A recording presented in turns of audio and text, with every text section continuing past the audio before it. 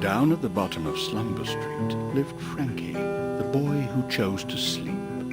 He found waking life to be such a bore, for he hated the constraints of rules and law. He opted instead for the land in his head, and upon closing his eyes, drifted off in his bed.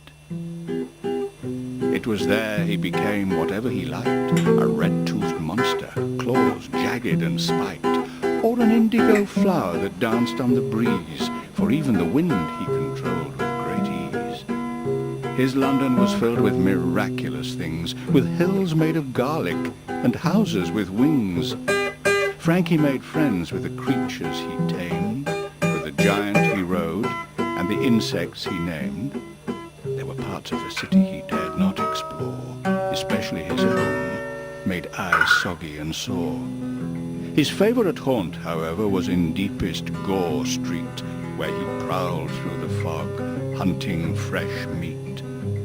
He often flew as a bee through the winding terrain, stopping to sip at sunny Honey Lane. He catalogued his London with meticulous care, and thanks to sleeping Frankie, I can now take you there.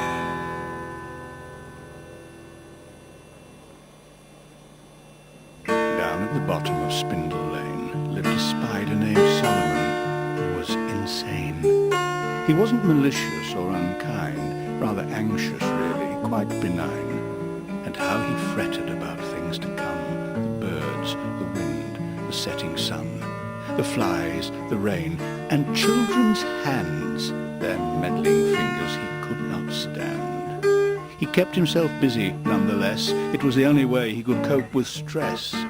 He wound his silk around all he saw, cowardly cobwebs from roof to floor. 3 cats, 2 dogs, a goose, a duck, and Frank the postman are still there stuck.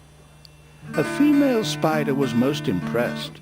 Never before had she seen such a nest. Solomon suddenly felt very proud. He spoke for the first time right out loud. And as they mated, he shed all fears. This awesome release, it moved him to tears. Feeling strong and tough, he gazed in her eyes, said he'd run the whole world like a god in the skies. She opened her mouth as if to kiss, then swallowed him whole to feed the kids.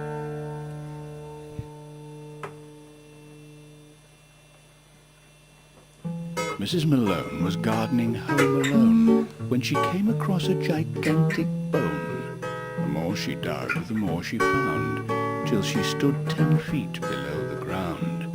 She dragged them out, she made them clean, and set about making a figurine. She stuck it together with tape and glue, then named it after her late husband, Stew. It was a mighty structure of skulls and claws, frightening burglars with pensive jaws.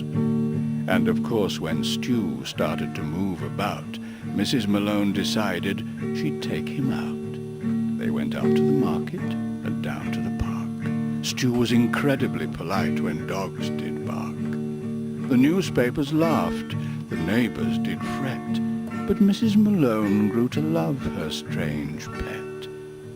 After some years, Mrs. Malone died of old age, and sorrowful Stew refused to go in a cage. So the locals decided there was one thing to do. They opened Malone's grave, threw in Stew. Below the damp soil he twisted and turned, till bones did bond, to the air they returned.